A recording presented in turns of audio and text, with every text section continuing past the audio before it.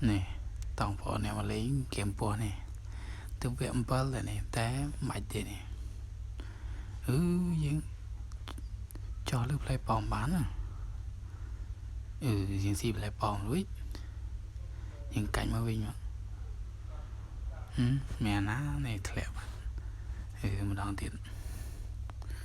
là lớp lại bóng rồi nhưng xì về rồi nhưng chùa nó nhưng cảnh mà vinh mà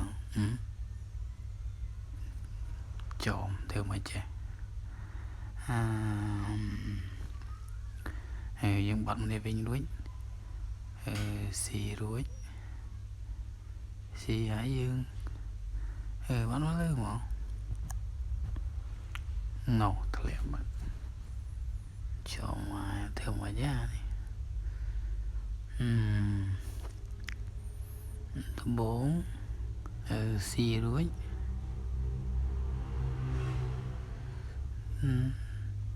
tên nào mà bọn chết được ngọc thế mà anh trên này